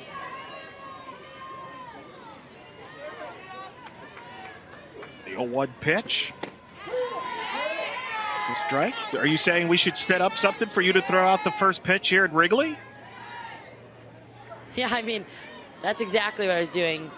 Get the news going. I'll get the petitions going. I'll be there. Make it happen. Yeah, let's make it happen. Come out of retirement just for that. Binford with a base hit to start the 6th here for the Bears. Leah Binford gets on as the Bears try to mount a comeback. She turns on that pitch. That's a good response after going down 2 more runs. It's just to get a little bit of life going, momentum going. If you're Baylor, you're still very much in this game. You have 6 outs to work with and a lineup with a ton of experience that can do so. You'll see Tinsley right now taking a moment. Looks like they're switching out their cards. And Eric, one thing new about this season is the fact that you'll see a lot of teams, not UCLA, go to an electronic watch that actually delivers the pitch. UCLA, one of the few to stay old school here with the actual written cards. These are 2 old school teams with 2 old school coaching staff. They've had a lot of success doing it the old school way, which I think reminds people you can still win in this level. You know, the old school way, the old fashioned way.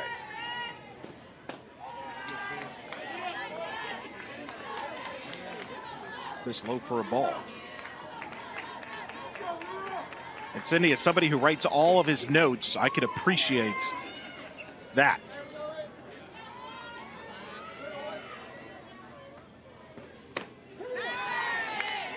I'm the same. I think the electronic almost feels like you lose that connection between a pitcher and catcher. You'll see once again how much Tinsley's ball is spinning, and it just hugs the corner. I mean, that is filthy. Swing there. Yeah. I mean, watch it just drop. It starts at her knee and it finishes at her ankle.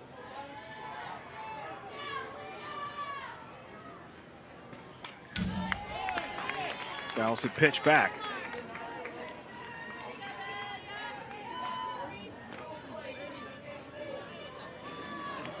Tinsley approaching 100 pitches in this game. 10 strikeouts tonight. 1 walk, 8 hits allowed to this point.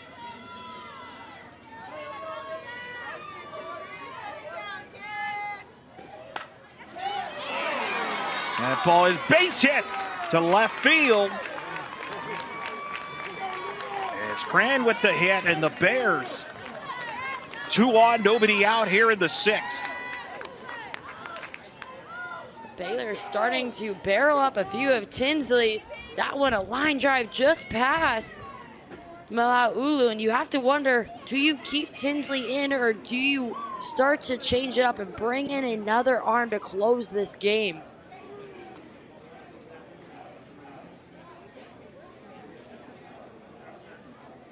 And it looks like there's still some miscommunication on the card. I almost wonder if Tinsley did not throw the right pitch that time. Perez coming out and pointing towards her card. It's a great point, Cindy. That was not a, hey, how you doing? That's like, what happened on that pitch? You're right. As a pitch caller, Coach Perez, she has all of the sheets in front of her of what you've done with the batter previously, so she's so intentional about every pitch she calls, and you can tell right away if something is off.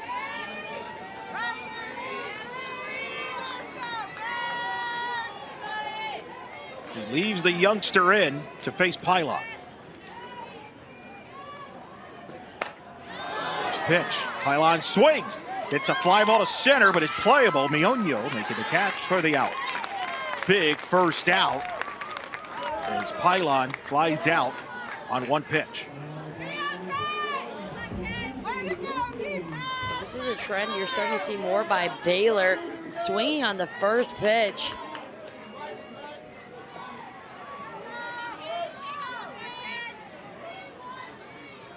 Wilson at the plate.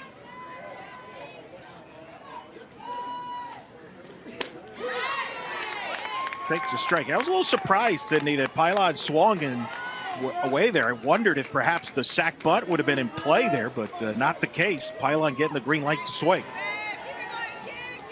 The reason why I believe is 1 out. You're still down by 3. If it was a 1-0 ball game, I definitely could see that, but I think you still are looking for those base hits right now.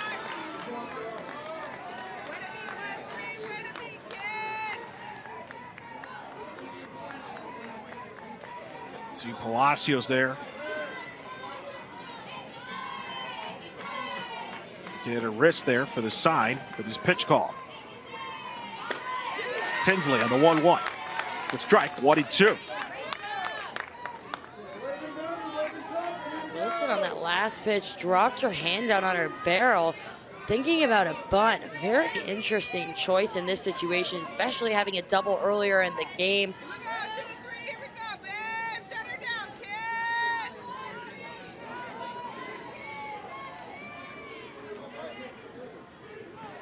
1-2. Wilson slices that foul.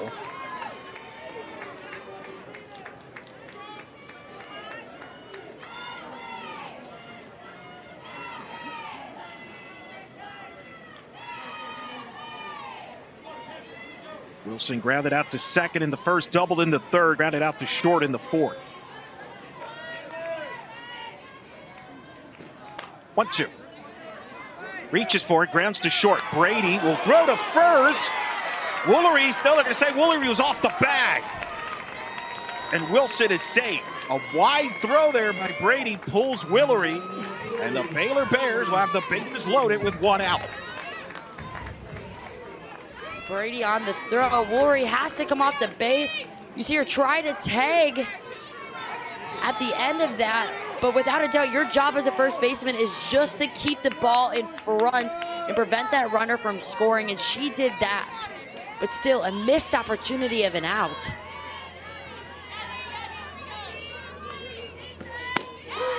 Now the junior, Taylor Strain, will come to the plate, takes a strike. 0-1 to count. But keep in mind, Sydney, who's on deck in the All-American Govin. want to take your chances here, especially with bases loaded. You're not messing around. You're firing strikes.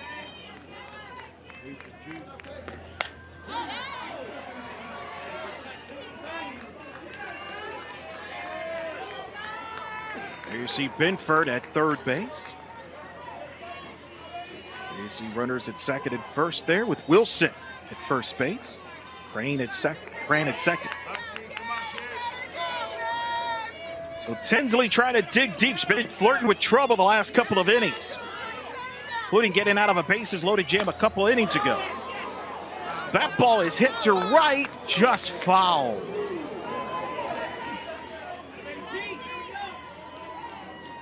Right there could have been a dangerous situation. Reminded me a lot of Grant's hit earlier for the RBI where it just fell fair. And Tinsley, she's elevated her games with runners in scoring position. Can she do it one more time? She went down to go get that ball as well.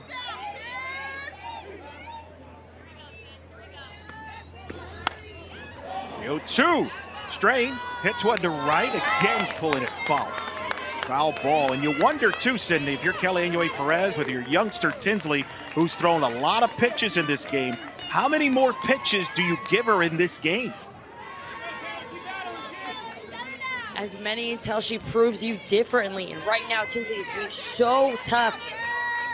She's worked Strain off speed inside. Expect 0-2 for her to throw a chase pitch.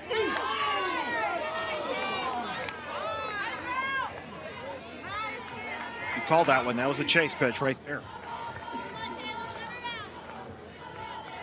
She tries to expand it outside.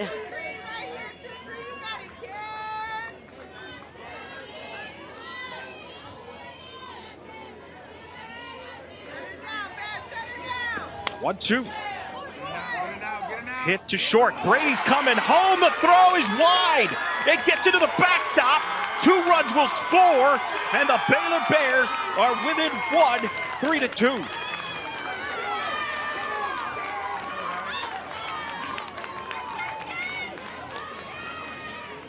Strain muscling through an inside pitch to the left side of the field. Brady all the time in the world, but just throws the ball away. And Palacios could not hang on to it. And not 1, but 2 score, and Baylor now takes the lead. Baylor with second and third, down 1, 3-2. But they get Govan. They're going to intentionally walk Shaylin Govan. They're not even going to mess with her. With the open base at first base. What a turn of events. I agree, and excuse me on that. Baylor is still trailing by 1. But a lot of respect put on Govan right here to be walking her in this situation. And that's why you have to be ready in the box, because these walks are not guaranteed. Tinsley plating that one a little bit.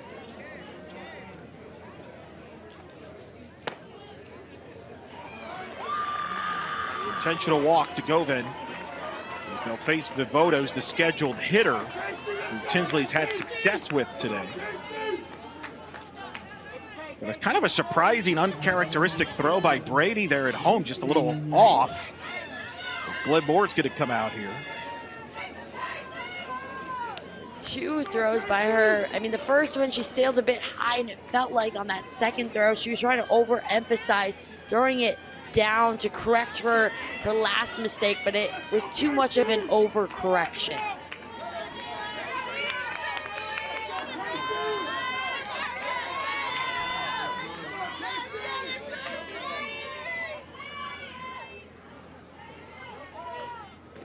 So now a big opportunity and a strike. With a pinch hitter for Baylor with bases loaded and 1 out.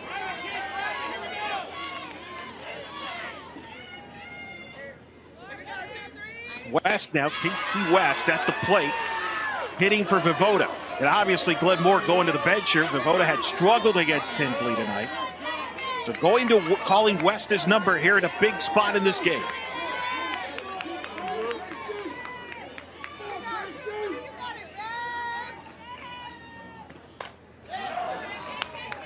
swings, fouls it off. West actually. How's your blood pressure, Sydney? It's high in this situation, but West is another one of those hitting pitchers that she actually started in their last game for Baylor, and coach really uses her in situations like this because of her high IQ in the game and being able to anticipate what pitch is coming.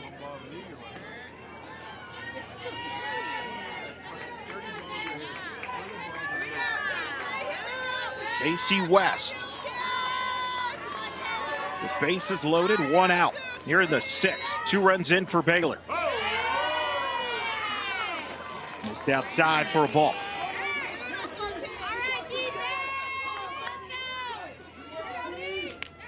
This one misses by half a ball. Palacios doing everything she can for her pitcher, trying to get her the calls.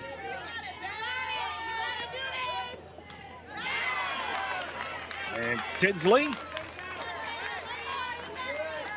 West. You talked about how high can your blood pressure be in these situations. She chases that changeup down, but just is able to nick it up enough. That's why you see hitters like Grant taking that deep breath before every pitch. West hits a fly ball to center. The catch is made. Runners tag. The throw is wide, and we're tied at 3. Casey West with the sac fly ties it up.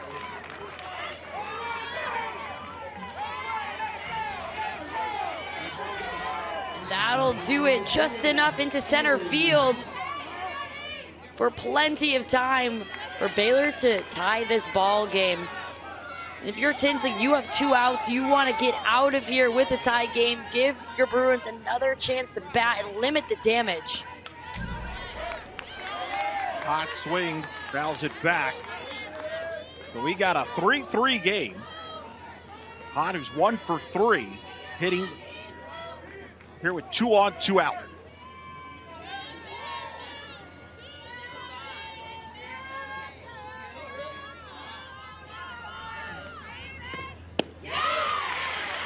Swing and a miss. Tinsley a strike away now from getting out of the inning. Her resiliency after every tough moment to just come back and pound the zone.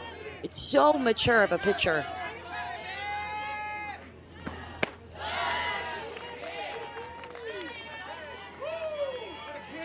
Ball 1 there, 1 and 2. Of course, Tinsley, this is part of the experience in the growth process.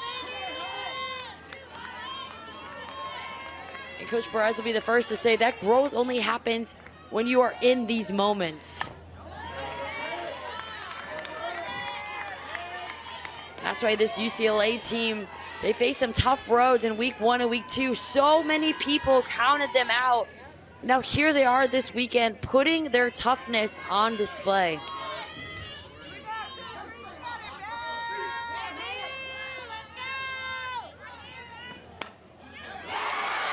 Hot down the line. That's a fair ball. 1 run will score. 2 runs will score. The Baylor Bears take the lead 5-3 on a 2 RBI hit by Hot.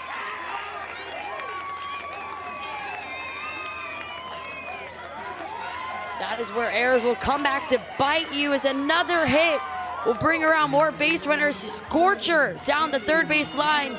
Laulu not able to get a glove on it, and Alchin will have to run it down from left field. And Baylor feels the momentum on their side. A 5-run 6th inning. And the Bears with a 5-3 lead. That's a ball. And Sydney, this is where perhaps the Bruins pitching staff, a little thin, a little young, not as many arms as they're used to having, perhaps catching up with them here. Maybe in other situations, they would have gone to the bullpen. You really don't have the depth. There's a pop-up to short. Brady makes the catch to retire the side, but not before the Baylor Bears strike for 5 runs in the inning. And now lead 5-3 as we head to the bottom of the 6th in this top 25 showdown. 5 runs in that top half of the inning to lead 5-3 in this top 25 matchup. There's a bunt attempt. Quickly charging in and throw to first in time. What a play by the Bears defensively. Voda, who re-entered the game at third, makes a spectacular play. 1 pitch, 1 out. Voda doing everything she can, throwing that ball while falling to make the play happen. I mean, that side angle is crazy. The arm slot, off balanced in the air. She does it all for the out.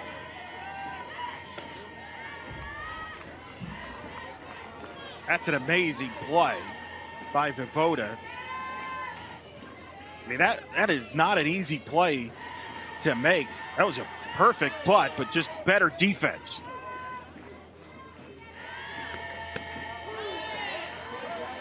That's missed 2-0.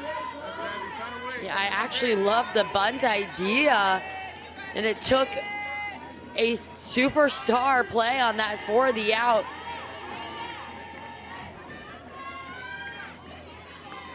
Cola at the plate. Takes a strike, 2-1.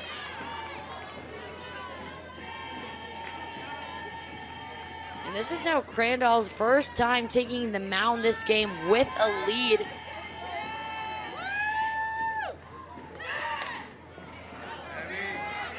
There's a grounder to second. Throw to first. In time. 2 up, 2 down here in the 6th. Let's go back to that previous play. What a play by Voda. A perfectly executed bunt. A great idea. You see Baylor, their whole dugout fired up on Voda's play. And good softball all around.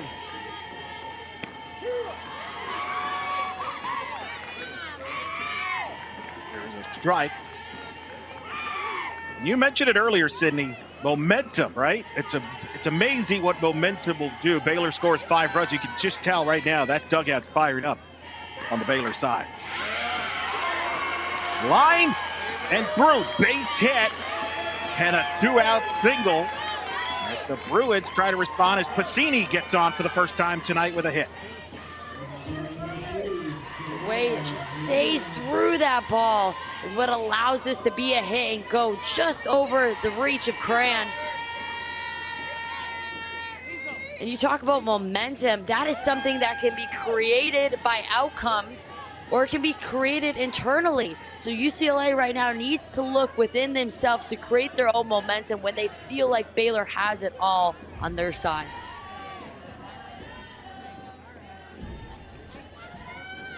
See what the Bruins have coming up here. In a situation where they're down 2. See Kelly Anue-Perez talking to Kirk Walker and Lisa Fernandez. Part of this staff, and something to keep in mind, Maya Brady's a couple of hitters away. They're going to pinch run right now in the meantime. But Sydney, it's a big moment if you're Crandall. You know who's on deck coming up after Mionia. That's why you see Coach Moore out there telling her to really attack this part of the lineup, because we've seen time and time again this tournament when Maya Brady has the bat in her hands, UCLA is capable of anything. Miono has had the 2 close plays she's been called out on, but she's been really working that left side of the infield. So if you're shortstop, third base right now, you're on high alert.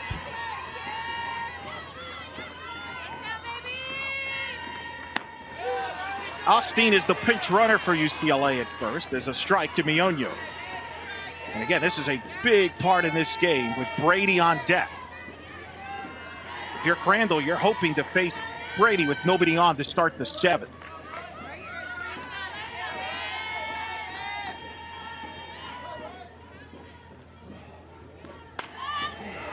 The 1-0, Miono slices it foul.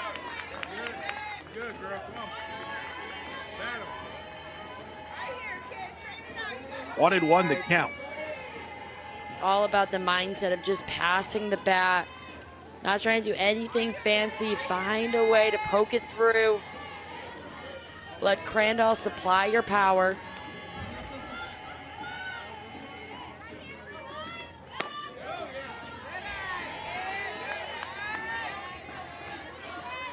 2-1 count there. When you're at the play, keep in mind Baylor still got a game after this. They got to play Missouri. In fact, I see Larissa Anderson, I believe, is behind home plate waiting. I mean, she's been there for a few innings. Okay, you've spotted her too. There you go. Yeah, she's definitely taking all the notes she can.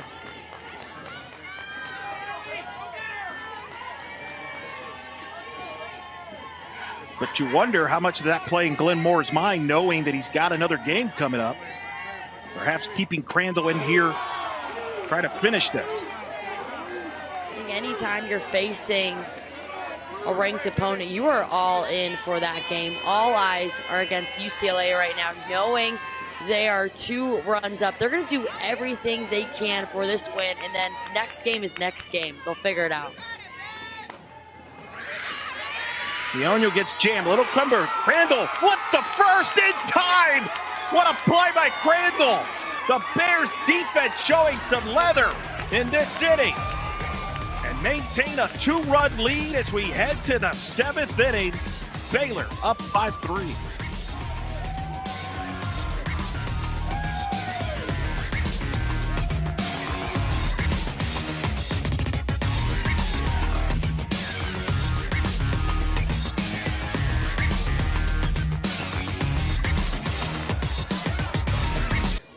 Cindy, every time you're on the air, it seems we get dramatic games.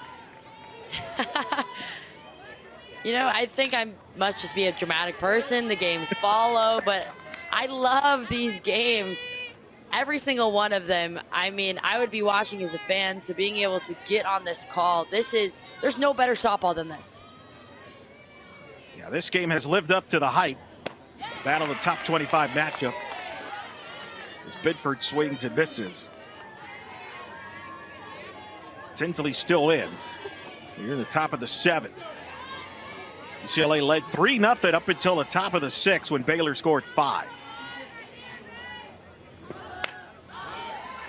Bedford fouls it off. Of course, Bedford coming off last season where she only played 11 games before being out with an injury. Was an all Big 12 second team performer in 2022. Glenn Moore told me before the season that Binford and Orm would be on a pitch count early in the season as Binford swings and misses. And they complete the strikeout for the first out here in the 7th.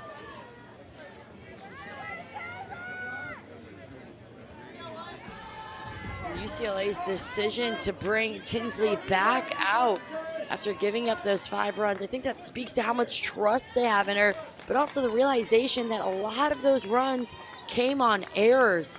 And they were still good pitches.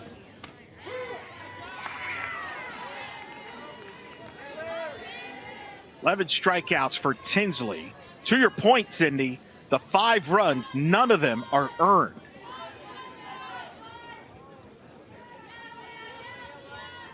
That does not surprise me one bit. Tinsley doing everything she can, trying to put this team on her back.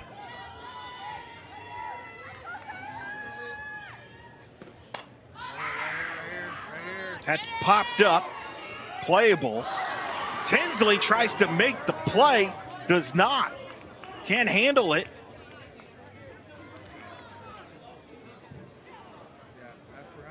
And now the umpire's going to discuss this with her fair foul, Sydney. I believe it's a fair ball, but the discussion is more so if the runner was in the way. I felt like I heard them talking about. But we'll get some more clarity on that soon. Oh, they're going to rule her out. Call her out. You can see right here, she gets in the way of first baseman Worry, and as a runner, you have to leave a lane open for the fielder to go after the ball.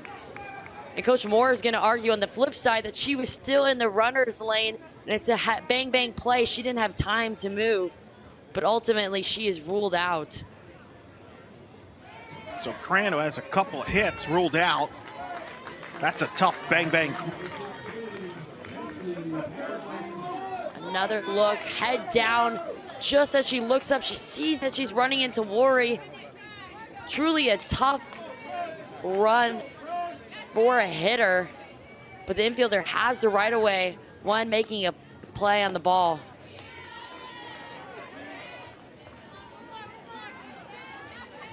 Pylon at the plate. Certainly the physical contact clear there. So there are 2 outs. And Cindy, we don't know what will happen the rest of this game, but I think win or lose, Taylor Tinsley has grown this weekend. And I think if you're the Bruins fan, you're excited. She's a better player today for playing in this tournament than she was last week. This is a big positive direct step for the Bruins for the rest of the season with Tinsley, what they've seen here the last 2 days. Without a doubt. Coming into this game, she didn't give up a single run and still hasn't given up an earned run. But not only does she make a statement, but UCLA as a program does. They're reminding everybody who they are.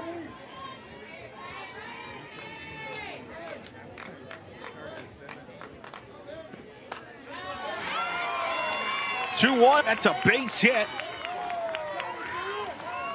Up the middle. And Pylon has a hit.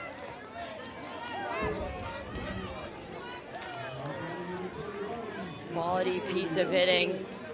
A changeup, able to stay back enough.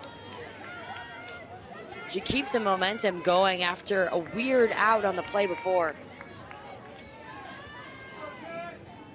So now Wilson, as we go back to the top of the order. Takes ball 1.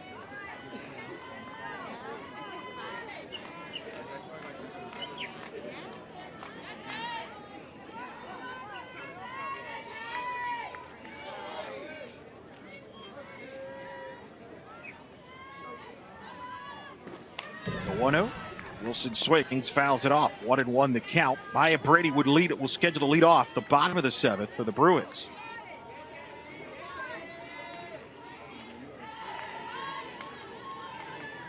Wilson trying to get on to try to see if the Bears can add some insurance.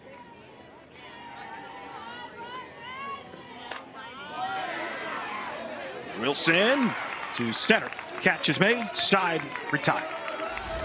Last chance for the Bruins. Still on a pitch count.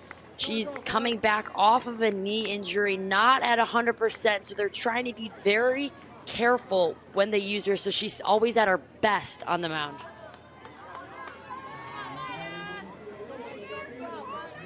And it's a smart decision when you have Maya Brady up just another time through the order, protecting Crandall from that. Maya Brady to lead it off. First pitch to Brady, ball 1. First, the Bruins found themselves down to Nebraska yesterday, down 8-4, mounted a comeback, scoring 5 runs. That was capped off by the Maya Brady RBI walk-off single. And of course, Brady had that error in the 6th inning that contributed to that 5-run Baylor 5th.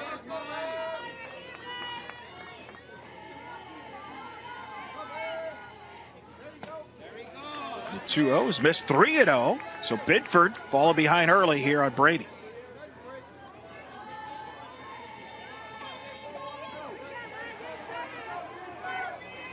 This is where you want to attack the zone. No free bases right here. And a 4-pitch walk to Brady.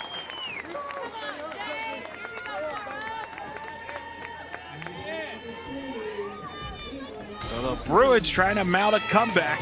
You see earlier today, there was Maya Brady. It's a home run, a 3-run homer to walk off the Fighting Illini, 10-2 in 5 innings. Of course, they had the walk-off RBI single by Brady last night in the win over Nebraska, looking for a 3rd one against this Bears team. With Binford here trying to close it out.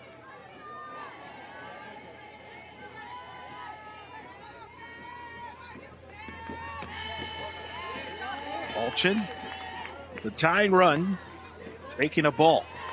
Jadlyn Alchin.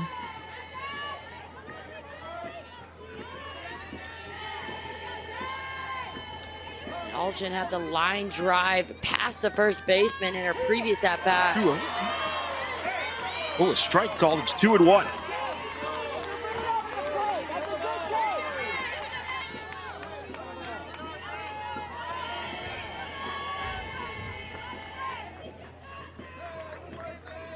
Binford on the 2-1. That's in there for a strike, and it's 2-2.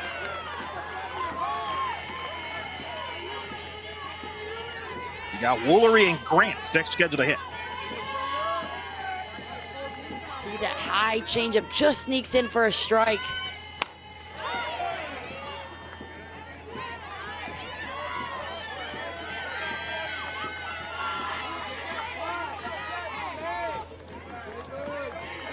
Binford needs to remember that she is pitching with the lead, so you can trust your defense behind you. Throw a bit more on the plate.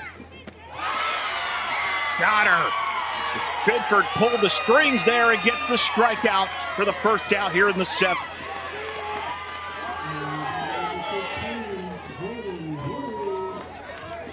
And she fooled everyone on that pitch. I mean, Alchin was swinging out of her shoes. What a changeup there by Binford.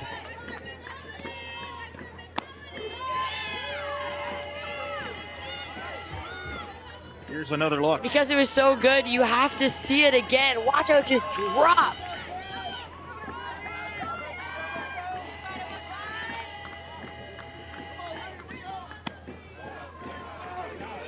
Pitch there, missed. Woolery now at the plate.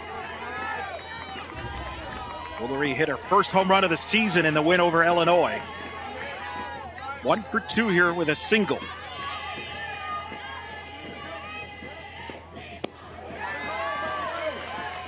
Low for a ball.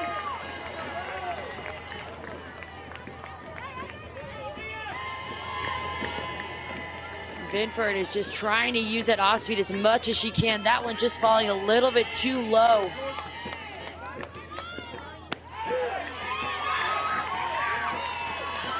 And it's a count of 2-2.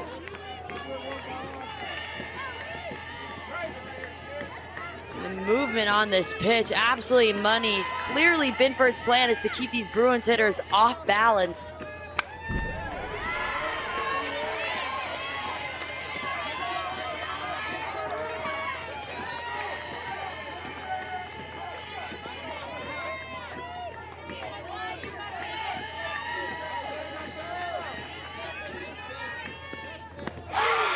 Binford gets the strikeout. 2 gone here in the 7th.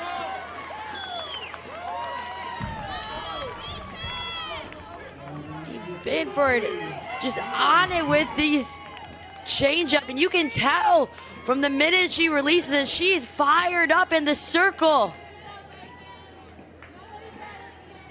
2 big time outs for Binford. The smile on her face as she's talking to Coach Moore. 1 out away from sealing the deal, and a big time win for Baylor. But Megan Grant is coming to the plate. And she's had a big night for the Bruins. She has 2 hits, including an RBI single in the 3rd and a 2 RBI double in the 5th.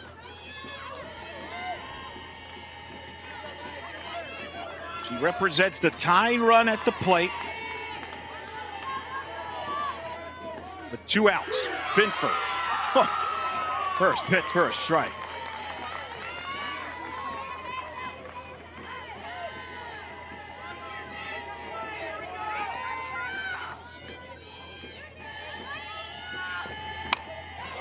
The 0-1. Grant rips it foul. And the Bears are a strike away from a top 25 win.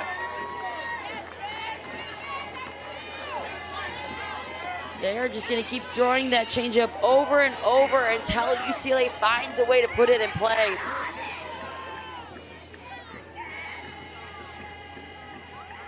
The 0-2. Grant stays a lot. Base hit to left. 3rd hit of the night for Grant, and the Bruins not done.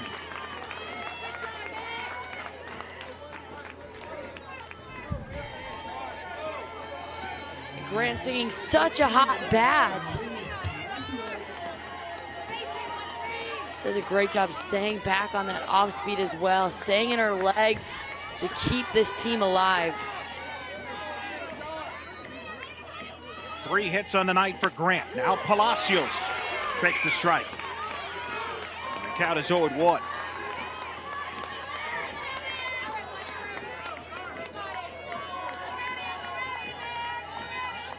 Does it get any better than this? Better than Two of the best teams in the country. The 0-1 is outside. 1-1. This is why you play these games, Sydney, right? these are the moments you practice for day in and day out in the batting cages. You set the situation up in your mind so you can be the hero at the plate. Benford gets the strike called. Palacios gives the look, but it's 1-2.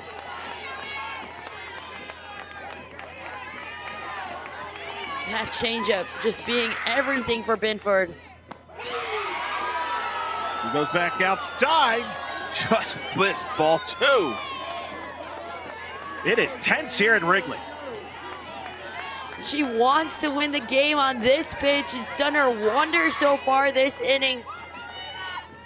He goes away again and misses. It's 3-2. She's been going away on Palacios here, Sydney. That's limiting the power. Not wanting her to be able to turn on a pitch and put UCLA up to end it. The payoff pitch. Got her! Swing and a miss and a strikeout for Benford, and the Baylor Bears knock off the UCLA Bruins. 5-3 final here at Wrigley as the Bears improve to 7-3 while the Bruins drop to 5-5. A huge win for the Baylor Bears. Eric, this game lived up to the hype. A pitcher's duel by Crandall, and then Benford came in to slam the door for Baylor. And Tinsley, who went the distance for UCLA with 140 pitches. She came into this game not giving up a run. And Benford, once again, she was everything Baylor needed to upset this. And this Baylor team is fired up. They know what a big-time win this was. Crandall